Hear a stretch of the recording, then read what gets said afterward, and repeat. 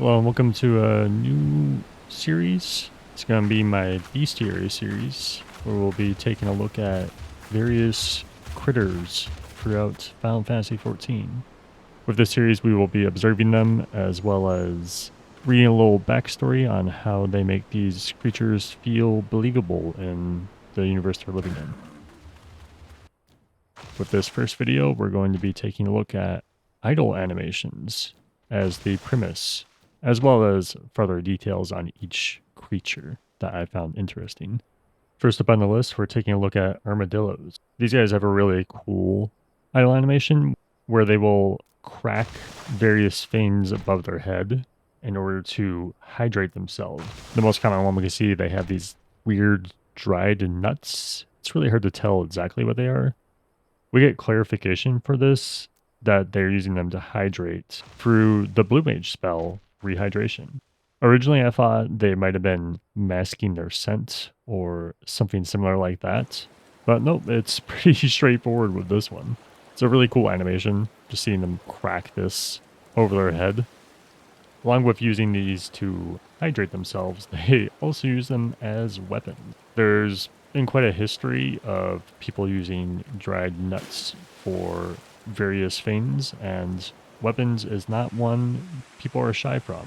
Using them in call traps, as well as using them as weapons for more rudimentary things like slingshots. The ones over in Favnir are a lot more greenery looking, and the thing they're carrying on their tail here is not an egg, as I originally thought it was, but is indeed a fruit. These ones use the fruits to attract mates, of all things. Though it's not too estranged, because we do have various fruits that are used to signify someone's attraction to another person by giving them as gifts. We see this particularly with pomegranates in various cultures. We're taking a look at these Echevore. These little hedgehogs are so cute. They do this little twirl. As far as I could tell, this is the only version that does this little twirl. There are some larger variety that we'll see later that just stand there, tweaking out.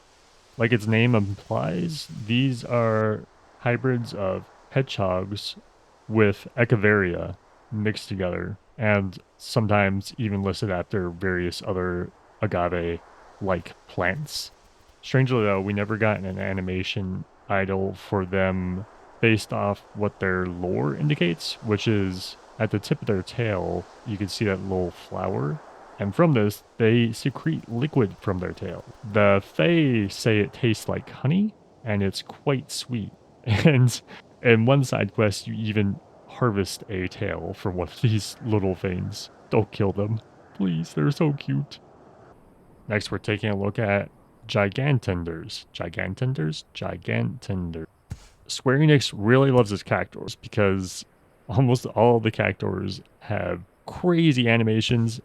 These ones I found really funny because of their crown being so large that they actually lose their balance when they try to do the signature Cactuar pose. If you observe their crown a little more closely, you will notice that there are other Cactuars actually budding from its crown. You can see little Sabatenders in there, as well as Campidors. There's one side quest on these in particular that I wanted to bring attention to, where a Mord in Amarang wants you to harvest a chunk of fruiting Gigantender flesh.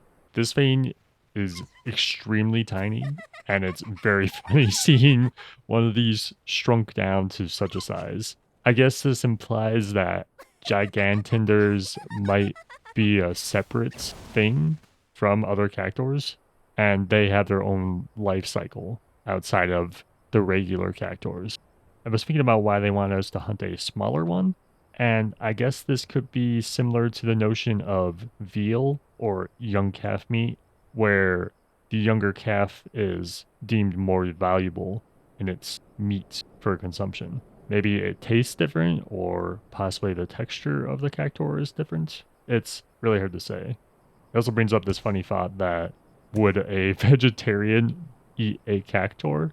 because they are living and they're quite sentient, as one would say. It's kind of an interesting food for thought. Now we're going to be taking a look at Bandersnatches. This one's idle animation is funny because it seems to be something in the coding is script weird to where sometimes they'll just do this animation on repeat multiple times in a row.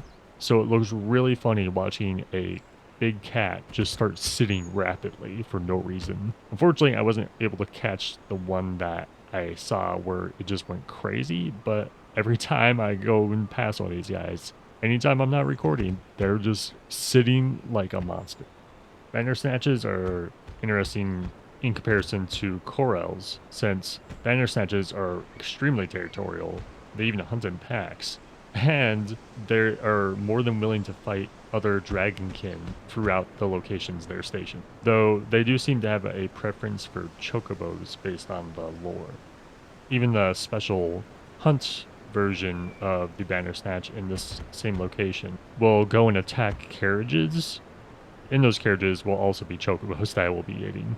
I found the hunt Bandersnatch very interesting texture, as it has a darker pigment, which we see the darker pigments in a different location later on. And my thought is that this could be some sort of form of melanism. What the condition is that caused their pigment to get dark is really hard to say. Maybe it could just be a change in diet, or they could possibly have adapted to hunts in Urkopaka. Though the ones we see in Urkopaka, I'm not sure it would help them much, which is why I think it might be something to do with their diet. I guess since they like easy prey, I assume they also eat alpacas in this region. Keep these fiends away from your cute animals. They'll come after them. Heading over to Northern Fanland to look at Ahriman. These little freaks have some equally freaky idle animations, where their eye will constrict and dilate as if they're getting ready to hunt various prey or seeking something out. And they'll just stick their tongue out and start licking themselves and flapping their tongue all over the place. Very freaky. I assume the reason their eye dilates like it does when you watch it is likely because it is one texture or a very low detailed model, since these were originally in a Realm Reborn areas before they reached a bit more detail in farther locations. Since their entire sclera seems to constrict around, I guess it's more similar to what you might see with a reptile eye. For some reason, they love shoving these guys in special instance content, like the dungeons and field operations. You don't really get to see very much just roaming around. Throughout the Final Fantasy series as a whole, these guys have largely stayed the same in appearance. Though, for some reason, in Final Fantasy XIII, they just decided to make them into these cute, bumbling gremlins who stumble all over the place and trip and try to run away from you. I absolutely love them. They're so funny. Here we can see the majestic. Here we can see a Cactuar sunbathe, or possibly hiding. It's probably a mix of both photosynthesis and them trying to stay hidden, given that they are moving as little as possible and hiding their eyes during it. In most Final Fantasy games, the Cactuars are quite skittish, and they tend to reflect this, being non-hostile in earlier areas of the game. Though, just with any other Cactuar in other games, they are quite easy to anger. The Cactuars come in a lot of varieties. We get the Sabotenders and the Gambadors, and as far as I know, we don't have a more traditional looking Cactuar in Final Fantasy XIV. The more smaller, zippy ones that like to sprint around. If there is one, I can't recall off the top of my head. Very random side lore where some people try to use them for medicinal purposes, where they will harvest the flowers, dry them, and then soak them in honey, all the while to apply them to the forehead to cure headaches. Does it work? I want to say this probably doesn't help very.